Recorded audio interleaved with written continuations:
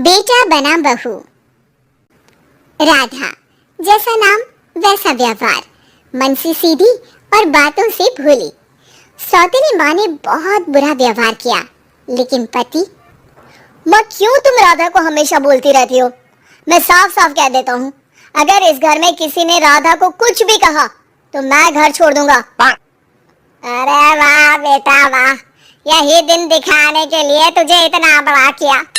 सोचा बहू आएगी तो आराम करूंगी, लेकिन बेटा है कि जोरू का गुलाम।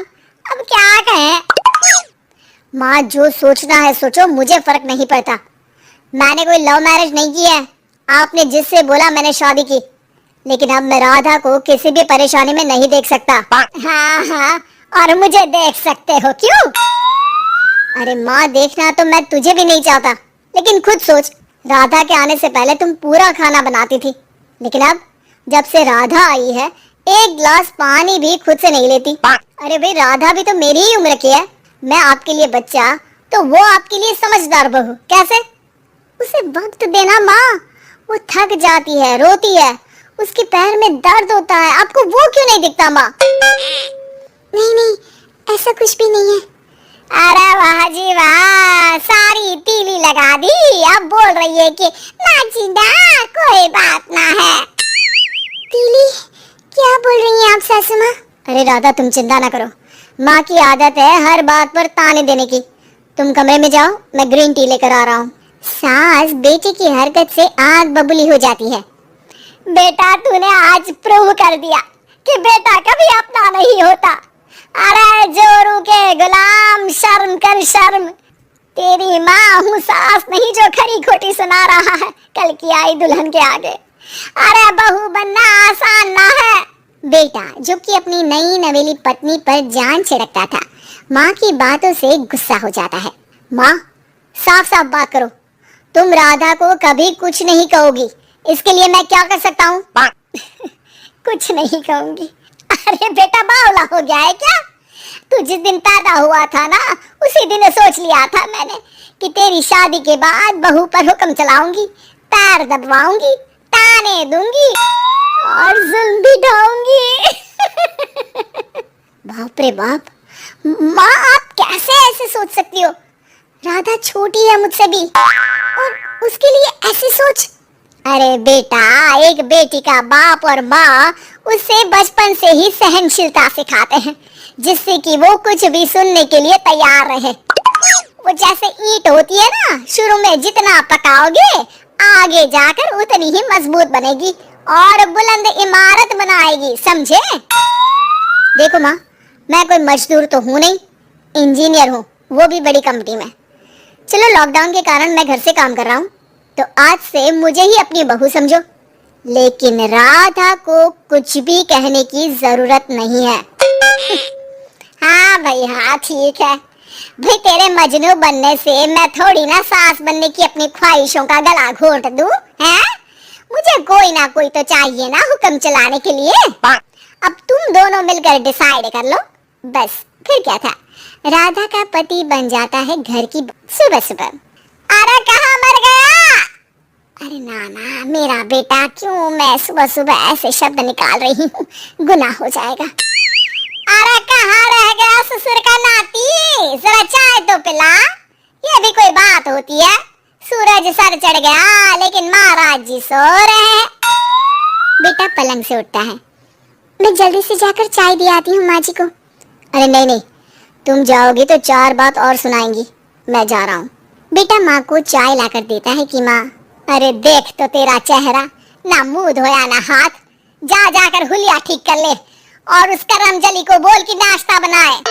करमजली? अरे माँ, कुछ तो शर्म कर।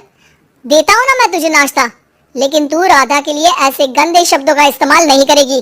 बहू की तारीफ बेटी के मुंह से सुनकर सास फिर गुस्सा हो जाती है। अरे जा जा जा कर नाश्ता लेकर आ। और हाँ, 15 मिनट में मैं नहा कर निकल रही हूँ। नाश्ता ना आया तो खाल उधेड़ दूंगी। फिर मन ही मन सोचती है, नहीं नहीं, ये तो मेरा ही बेटा है, खाल उखड़े उसके दुश्मन की। अब मतलब तेरी राधा की खाल, समझा ना? अरे यार, ये सब क्या है? नेचर की कॉल भी आ रही है और 15 मिनट में नाश्ता। भगवान, कैसी मुश्किल जिंदगी बनाई है आपने औरतों की। बेचारी कैसे जिएंगी। बेचारा बेटा किचन में जाता है जहाँ राधा आलू पूठी बनाकर उसका इंतजार कर रही होती है। आप मेरे लिए इतना कर रहे हैं तो क्या मैं आपके लिए इतना भी नहीं कर सकती? ये लीजिए, नाश्ता बना दिया है, दे आइए माँ जी को। अरे थैंक्स राधा, माँ नहाने गई है, मैं बस अभी आया। ये नाश्ता यहीं रख दो, मैं आकर दे दूंगा माँ को। थोड़ी देर में माँ की आवाज आती है। अरे कहाँ रह गए? 15 मिनट हो गई, नाश्ता कहाँ है? बेटा हाथ में वही आलू पूठी वाली थाली लेकर खड़ा हो जाता है माँ के सामने। ये रहा नाश्ता, लो खाओ।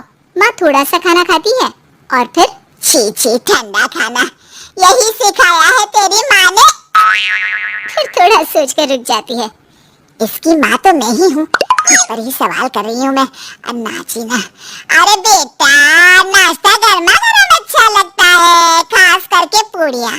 पूड़ी तो छन से छने और टन से प्लेट में आ जाए।